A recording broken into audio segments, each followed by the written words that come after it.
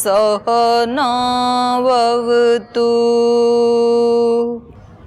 सहनौ भुनक्तु सह वीर्यं करवावहै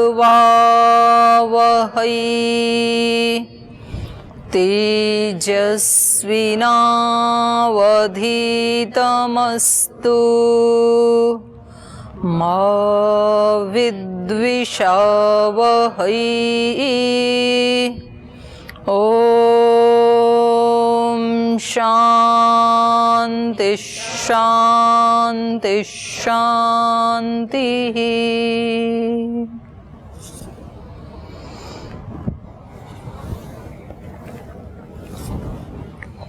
पीछे के पार्ट से कुछ पूछना है? आप लोगों ने दोहरा लिया था? पूछना है कुछ? बताओ। ओम दीदी जी प्रणाम। दीदी, उपनिषद का अर्थ और ये जैसे कि दर्शन के ऋषि हुए हैं, वैसे ही 11 उपनिषद जो हमारे आर्ष ग्रंथ हैं उनके भी अलग अलग ऋषि हुए हैं। उपनिषद के तो 2 अर्थ हैं, 3 अर्थ हैं बल्कि। उप तो निकट को कहते हैं और नी उपसर्ग, 2 उपसर्ग हैं यहाँ पर, उप और नी। नी मतलब निश्चित रूप से। और शद धातु के 3 अर्थ हैं, शद्रि विशर्ण गत्यो। गति के 3 अर्थ हैं, विशर्ण और गति, ज्ञान गमन प्राप्ति। और विशर्ण का मतलब क्या होता है? अभिव्यक्त होना। तो जिसके माध्यम से, जिसके पास बैठने से जो हमारे दोष हैं उनका विसरण होता है, मतलब हट जाते हैं, वो उपनिषद है। जिस ज्ञान के निकट बैठने से माने वो ज्ञान आएगा तो दोष हमारे हट जाएंगे, ये उपनिषद का एक अर्थ है। और फिर गति के 3 अर्थ हैं, ज्ञान गमन प्राप्ति। तो जिसके पास बैठने से हमारा ज्ञान बढ़ता है, जिसके पास बैठने से प्राप्ति होती है हमें सत्य की, और जिससे हमारी अध्यात्म में गति होती है, तो तीनों ही अर्थ हो गए ना उसके। ज्ञान गमन प्राप्ति, ईश्वर की प्राप्ति होती है, वो उपनिषद है। दूसरा, उपनिषद का अर्थ रहस्य भी होता है, छिपा हुआ, पूरे शब्द का।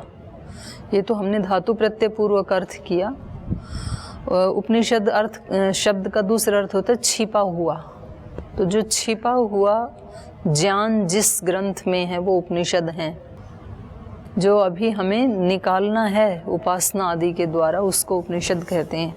इसके साथ ही एक कल स्वामी संतोष देव जी ने एक प्रश्न पूछा था, वो ध्यान आ गया मेरे को। इन्होंने छांदोग्य उपनिषद के बारे में पूछा था कि छांदोग्य को छांदोग्य क्यों कहते हैं। तो इसमें छंदोगय शब्द है मूल रूप से, संतोष देव जी। छंदोगय, छंद को गाने वाला। और फिर इससे ही भाव में प्रत्यय करेंगे तो जैसे सुंदर का भाव सौंदर्य हो जाता है, ऐसे छंदोगय का भाव ही छांदोग्य हो गया। तो जो गाने वाला, मतलब जो ऋचाओं का समूह जिनको गाया जाता है, वो हो गया छांदोग्य। तो इसको कारक में करेंगे तो ऋचाओं का गाने वाला या ऋचाओं को गाने वाला, और भाव में करेंगे तो ऋचाएं और वो ही जो गाई जाती हैं, तो उसको छांदोग्य कहेंगे। तो दूसरा क्या पूछा था आपने? ऋषियों के बारे में। तो इसमें ज़्यादातर तो वेद की ऋचाएं हैं। उपनिषदों में 4 वेदों से ली गई हैं ऋचाएं, मंत्र हैं।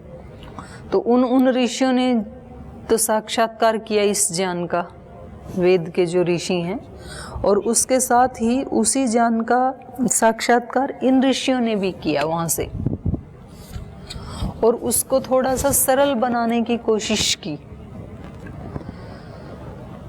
वेदांत है ना, जैसे दर्शनों में छठा दर्शन, एक दर्शन जो है वो वेदांत है। वेदांत का मतलब ये होता है वेदों का अंतिम भाग,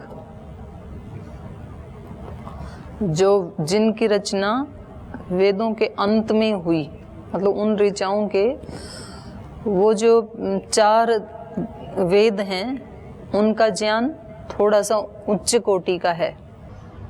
फिर कालक्रम से जैसे बुद्धि थोड़ा सा, बुद्धि का स्तर कम हुआ हम मनुष्यों का, ऋषियों का नहीं, हम मनुष्यों का, तो फिर उनको समझाने के लिए फिर उपनिषदों की या वेदांत की रचना हुई। तो यहाँ पर इन्होंने आख्यायिकाएं बना बना के उन्हीं चीज़ों को समझाया है, कहीं कथा बना के। जैसे ये हम पढ़ रहे हैं कि देव जो है वो मृत्यु से डर गए और फिर उन्होंने छंदों में प्रवेश किया, तो ये आलंकारिक वर्णन है। जैसे सूर्य में वो उस चेतन तत्व का वर्णन करना चाहते हैं तो फिर बताते हैं कि जो आदित्य में पुरुष है। खैर ये तो वेद में भी है, कहीं कहीं तो वेद में भी समझाया है ऐसे। तो वेद का जो यजुर्वेद का जो 40वां अध्याय है उसमें भी बताया ना ये, यो सौ आदित्य पुरुष है सो हम अस्मि। तो वहाँ भी कहीं ऐसे आख्यायिकाएं बना के समझाने की कोशिश की, उन्हीं को और थोड़ा सरल समझाने के लिए, सरलता से समझाने के लिए फिर उपनिषदों की रचना हुई। उपनिषदों के ऋषियों ने उसको और थोड़ा सरल समझाया, सरल करके समझाया। फिर उसी को कर्मकांड के माध्यम से भी समझाया। फिर ब्राह्मण ग्रंथों की रचना हुई, दर्शनों की रचना हुई, सबके बाद में फिर गीता जी की रचना हुई। तो इस तरह से, लेकिन है ये भी आर्ष विद्या, ऋषियों का ही ज्ञान है ये। ऋषियों का नाम उल्लेख नहीं है दीदी इसमें, जैसे इसमें न्याय है ना, कुछ तो है, कुछ में नहीं है। कुछ में तो है, जैसे पिप्पलाद ऋषि जो पीपल के फल को खा के या पीपल के नीचे ही जो निवास करके इस विद्या का अभ्यास करते थे, तो उनको पिप्पलाद कह दिया। कहीं कर्ण में है, कहीं रईक्वान है, कहीं कहीं तो है नाम, कहीं कहीं नहीं है। तो ये हम पढ़ रहे थे। उद्गीत जो है वो कौन सा रस है, कल मैंने बताया था। उद्गीत कौन सा रस है, कौन सा रस है?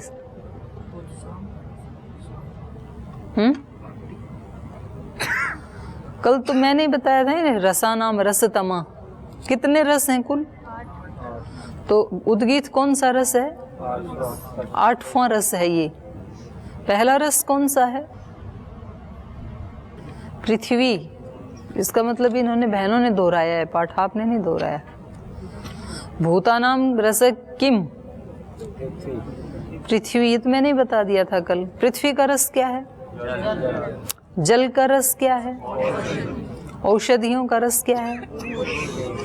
पुरुष का रस क्या है? और वाणी का रस क्या है?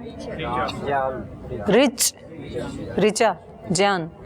ऋचाओं का रस क्या है? और साम का रस क्या है? उद्गीत। तो ऐसे ये रसों में 8वां रस है और सबसे सर्वश्रेष्ठ रस है उद्गीत।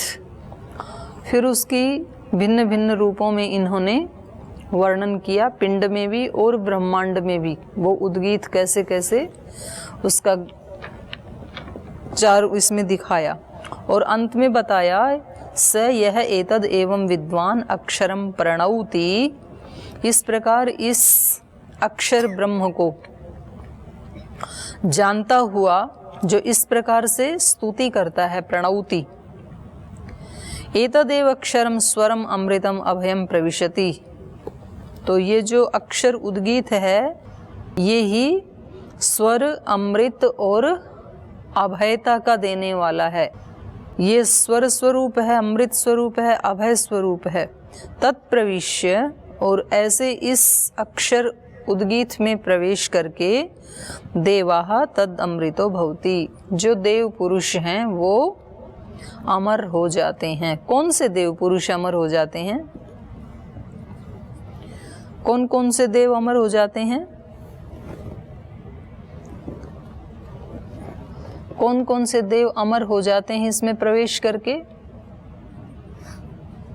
हनुमान जी, दुर्गा, गणेश जी, कौन भजते हैं?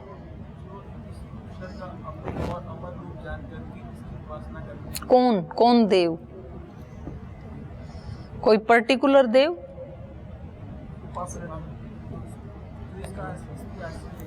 है जी, कोई विशेष देवों का यहाँ नाम नहीं लिया जा रहा है। देव का मतलब क्या यहाँ?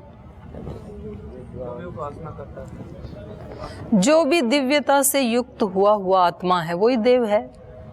तो वो देव आप भी तो हो सकते हैं, हो सकते नहीं हो सकते? कोई भी आत्मा देव हो सकता है। जो भी उस दिव्यता को धारण करता है वो ही देव है। तो कभी मन में आता है कि मैं ही देव हूं, कभी ऐसे मन में आता है कि मैं ही देव हूं, ऐसे लगता है कभी कि अभी नहीं लगता है? किसी किसी को लगता है, किसी किसी को नहीं लगता है। कुछ कुछ गर्दन हिला रहे हैं मोहन जी जैसे। सब ही देव हो सकते हैं, सब ही देव हैं अपने मूल स्वरूप में।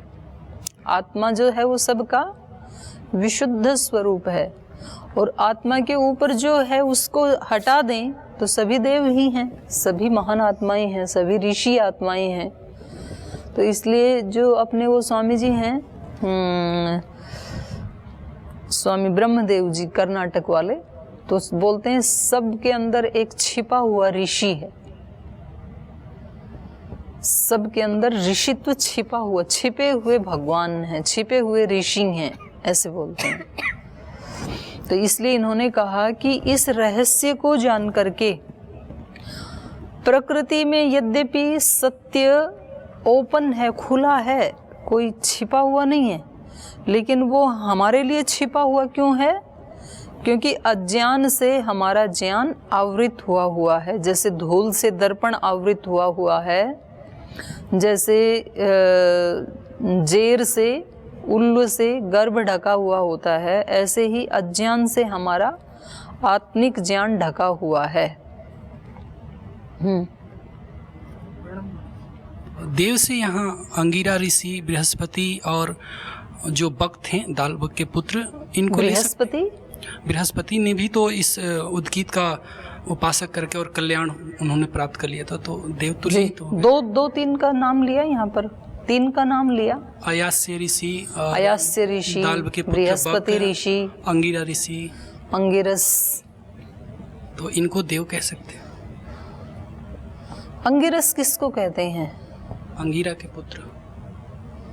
किसी व्यक्ति का नाम था, कोई ऐतिहासिक व्यक्ति है ऐसा नहीं है, ऐतिहासिक व्यक्ति भी हो सकता है, लेकिन अंग अंग से जो रस, जो सार, अंग अंग का जो रस है या सार है, उसको अंगिरस कहते हैं। तो अंगिरस यहाँ किसको कहा है? पिंड में प्राण को कहा है। प्राण पुष्ट किससे होता है? अगर हम कुछ भी ना खाएं पिएं, कुछ भी ध्यान उपासना आदि ना करें, तो प्राण कैसा हो जाएगा? कमजोर हो जाएगा। तो एक एक अंग से रस लेकर के ये पुष्ट होता है, इसलिए इसको अंगिरस कहते हैं। तो हम सब का ही प्राण अंगिरस है। ओम दीदी, ऋषियों को मंत्र दृष्टा कहा जाता है, इसका भावार्थ जरा बताइए। मतलब जैसे हमने तो अभी कल्पना की है कि ईश्वर कैसा है, तो हमने कल्पना की है कि वो सर्वव्यापक है। जैसा हमने सुना है सर्वशक्तिमान है, तो हम सर्वशक्तिमान का अर्थ कितना ले सकते हैं कि हमारे पास थोड़ी शक्ति है, हम जितना काम करते हैं वो ईश्वर के पास उससे और थोड़ी ज़्यादा होगी, ये सारी सृष्टि को चला रहा है इतनी होगी। तो ऐसे हम कल्पना करते हैं, उसकी अनुभूति नहीं है ना। जैसे किसी ने आप में से समुद्र किस किस ने देखा है? देख चुके हैं जो समुद्र, नीचे करो। और जिसने नहीं देखा है वो हाथ उठाना, जिसने अभी नहीं देखा है।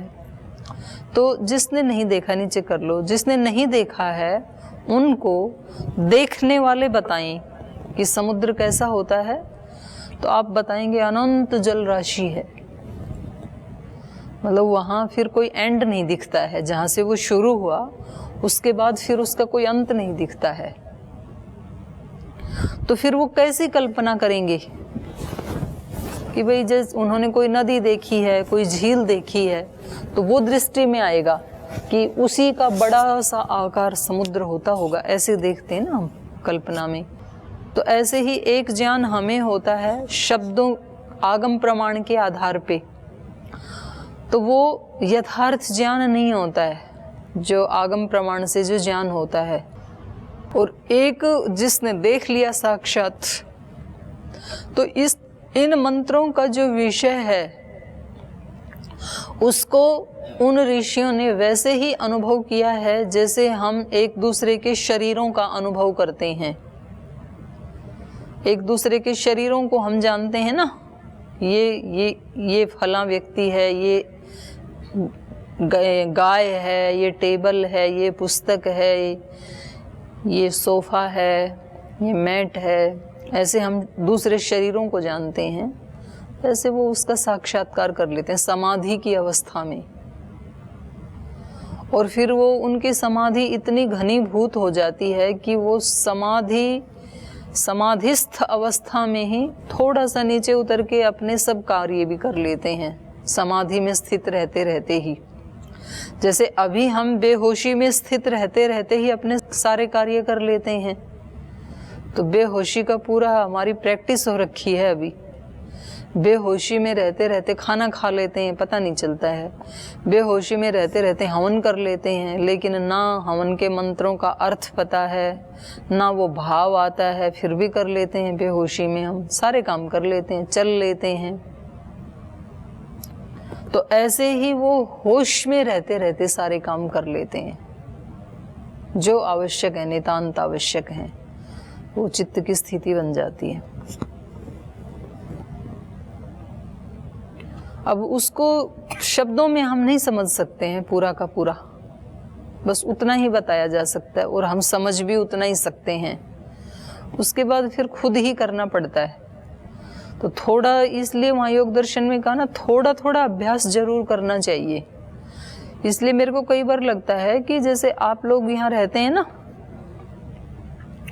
तो कम से कम जैसे रविवार को आपकी छुट्टी होती है, मेरी क्लास लगती है केवल, तो उस दिन आपको मौन रखना चाहिए सभी को, कंपल्सरी।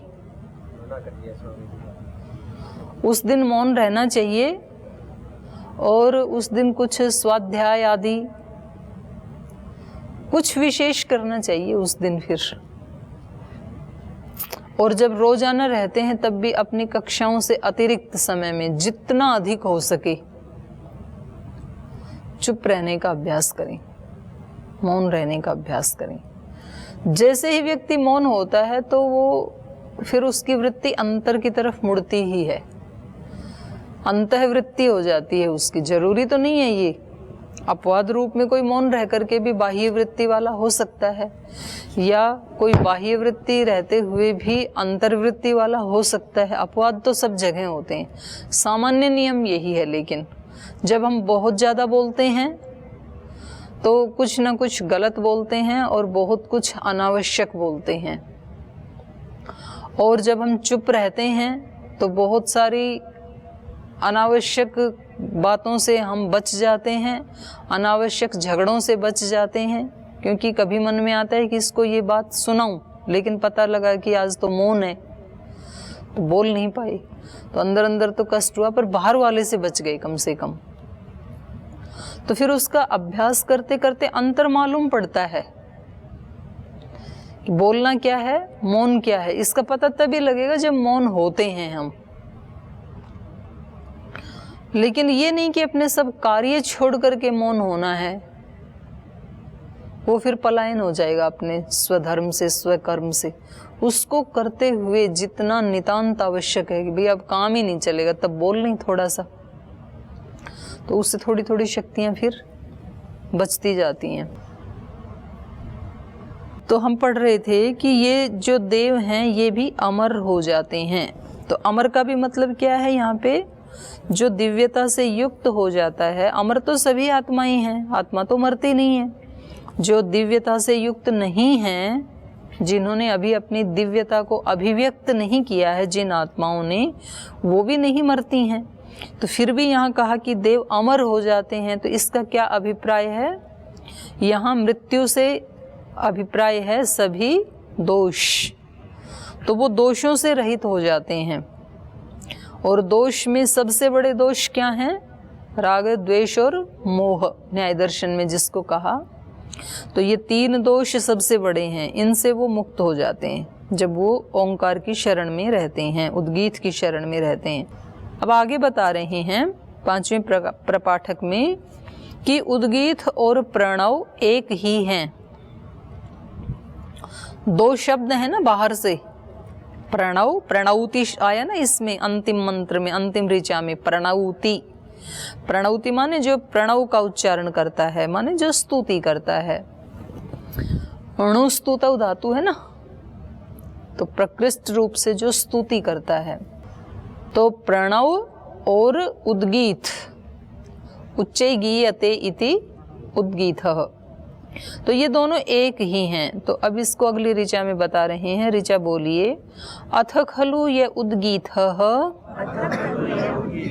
स प्रणवः यः प्रणवः स उद्गीतः इति असौ वा आदित्य उद्गीतः एष प्रणव ओम इति हि एष स्वरन्नेति। अथ खलु यह उद्गीतः, यहाँ जो यह, इसके आगे विसर्ग क्यों नहीं है? यह के आगे विसर्ग क्यों नहीं है? किससे लोप हो गया? व्यंजन है जी। क्या कहता है लोप साकल्य से? साकल्य ऋषि के मत में लोप हो जाता है, इतना अर्थ है उस सूत्र का। किसका? उसके पहले का तो बताओ। अस के परे रहते यकार का लोप हो जाता है। यहाँ यकार कहाँ है? यहाँ तो विसर्ग का लोप हो रखा है। विसर्ग को यकार हुआ है और उसको फिर लोप हुआ। यकार का लोप नहीं हो रहा ना यहाँ पे। यह के आगे जो विसर्ग आनी चाहिए थी, प्रथमा में यह रूप बनना चाहिए था ना, विसर्ग का लोप किससे हुआ? आगे सह उद्गीत, स के आगे भी विसर्ग आने चाहिए थे, सह उद्गीत ऐसे होना चाहिए था। फिर यह असौ वै आदित्य, यहाँ आदित्य में भी विसर्ग होना चाहिए था। उद्गीत के आगे भी विसर्ग होना चाहिए था। एष के आगे भी विसर्ग होना चाहिए था। और प्रणवः यहाँ भी विसर्ग होना चाहिए था। तो इन सभी विसर्ग का किससे लोप हो रखा है?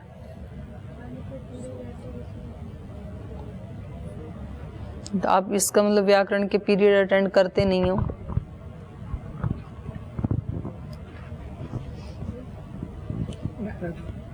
क्यों उसके मुंह के सामने जबरदस्ती लगा रहे हो? जब उसकी बोलने की इच्छा नहीं है तो कह रहे हो कि बोलो आप। तो आप इनका मतलब छोटे छोटे सूत्र, ये जो संधि सूत्र हैं, इनका तो कम से कम अभ्यास कर लो। तो आप जाते नहीं हो कक्षा में। सूत्र तो दीदी जैसे भो भगो अभो अघो अपूर्व से योशी, फिर लोपा साकल्य। क्या कहता है वो सूत्र? भो भगो अघो अपूर्व से योशी किसका लोप करता है? अभी आपको वो भी ध्यान नहीं है। विसर्ग के लोप अच के पहले, अच के पहले विसर्ग का लोप करता है भो भगो। बताना कल मेरे को, आपके लिए होमवर्क है ये छोटे छोटे जो सूत्र लगे हैं संधि के, कारक के, वो तो आपको ध्यान रहने ही चाहिए। अभी इसका अर्थ देखो। अथ खलु यह उद्गीतः सह प्रणवः, ये जो उद्गीत है, ये उद्गीत ही क्या है? प्रणव है। यह प्रणवः स उद्गीतः, और जो प्रणव है वो उद्गीत है। अर्थात उद्गीत और प्रणव दोनों एक ही हैं, अलग नहीं हैं। इति य असौ वै आदित्य, वै को क्या बन गया यहाँ पर? वाव। और यहाँ वै का लोप किससे हो रखा है? वै का लोप किससे हो रखा है? आव आदेश किससे हो रखा है? एचो यवा यावे से। फिर वै का लोप किससे हो रखा है?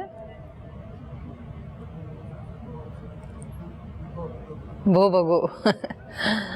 कोई भी। इति असौ वै आदित्य उद्गीतः।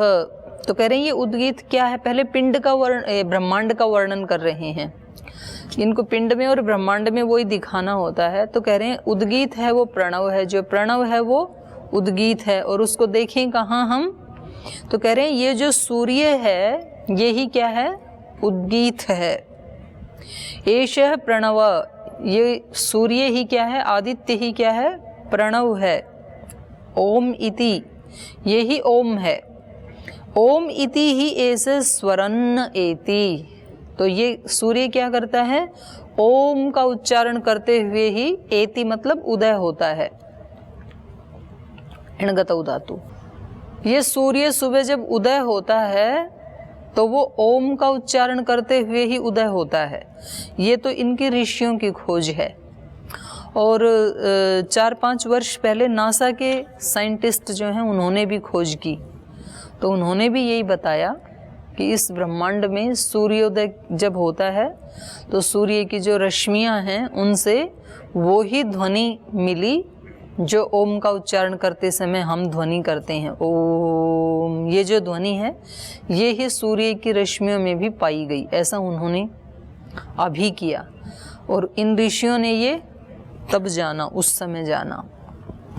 तो इन्होंने कहा कि ये सूर्य जो उदय होता है वो इस ध्वनि को करते हुए ही, प्रणव को, उद्गीत का गान करते हुए ही उदय होता है।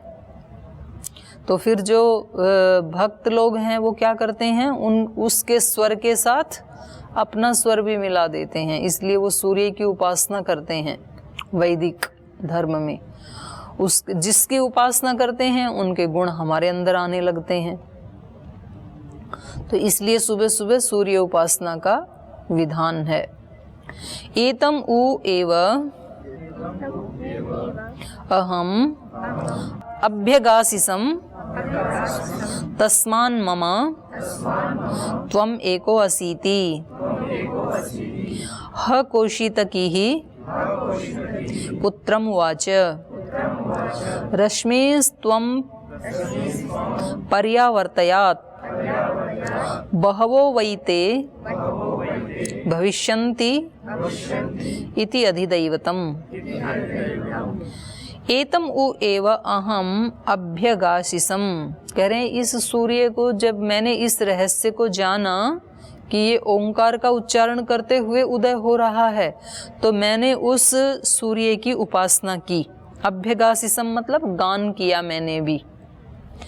एतम उ एव अहम अभ्यगासिसम, मैंने भी उस उद्गीत का गान किया सूर्य के साथ साथ। तस्मान् मम त्वम एको असि इति, क्योंकि मैंने उस एक उद्गीत का, उस एक सूर्य को उद्गीत मान करके उसके साथ साथ मैंने भी उद्गीत का गान किया, उद्गीत की उपासना की। इसलिए त्वम एको असि इति, तू मेरा एक पुत्र पैदा हुआ।